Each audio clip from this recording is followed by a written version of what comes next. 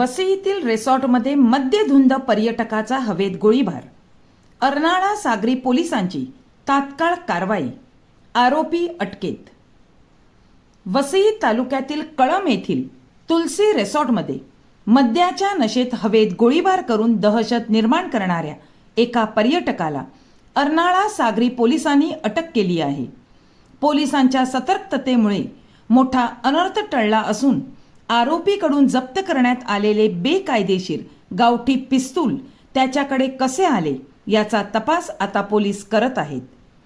मिळालेल्या माहितीनुसार मंगळवारी रात्री भिवंडी येथून आलेल्या पर्यटकांचा गट कळंब येथील तुलसी रिसॉर्टमध्ये पार्टीसाठी आला होता. पार्टी दरम्यान मद्यधुंद अवस्थेत असलेल्या संदेश गुरव याने बेकायदेशीर गावठी पिस्तुलातून हवेत गोळीबार केला. अचानक झालेल्या गोळीबारामुळे रिसॉर्ट परिसरात एकच खळबळ उडाली. याच वेळी परिसरात गस्त घालत असलेल्या अर्नाळा सागरी पोलिसांना गोळीबाराचा आवाज ऐकू आला. पोलिसांनी तात्काळ घटनास्थळी धाव घेत रिसॉर्टमध्ये चौकशी सुरू केली. सुरुवातीला उपस्थितांकडून गोळीबार झालाच नसल्याचे सांगण्यात आले.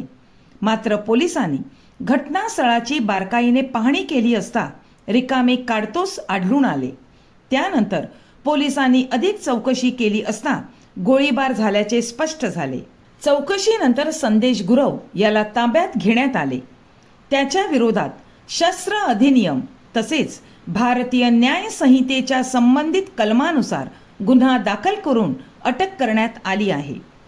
पोलिसांनी आरोपीकडून वापरण्यात आलेले बेकायदेशीर गावठी पिस्तूल जप्त केले असून हे शस्त्र त्याच्याकडे कुठून आले, त्यामागे आणखी कोणी सहभागी आहे का आणि यापूर्वीही त्याचा अशा प्रकारच्या गुन्ह्यांशी संबंध आहे का, या सर्व बाबींचा अर्नाळा सागरी पोलीस कसून तपास करत आहेत. पर्यटन स्थळी अशा प्रकारे बेकायदेशीर शस्त्राचा वापर करून गोळीबार केल्याने पर्यटकांच्या सुरक्षेचा प्रश्न पुन्हा ऐरणीवर आला आहे.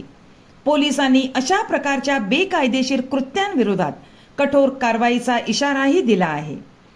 सदर प्रकाराबाबत सतीश निकम, वरिष्ठ पोलीस निरीक्षक, अर्नाळा सागरी पोलीस ठाणे काय सांगत आहेत ते आता आपण ऐकूया. गस्तीवरील पोलिसांच्या सतर्कतेमुळे या घटनेनंतर तातडीने कारवाई करण्यात आली आणि संभाव्य मोठी दुर्घटना टळली. बेकायदेशीर शस्त्र बाळगणे आणि सार्वजनिक ठिकाणी गोळीबार करणे यासारख्या गंभीर गुन्ह्यांविरोधात पोलिसांचा तपास सुरू असून या प्रकरणात आणखी काही धागेदोरे समोर येण्याची शक्यता व्यक्त केली जात आहे.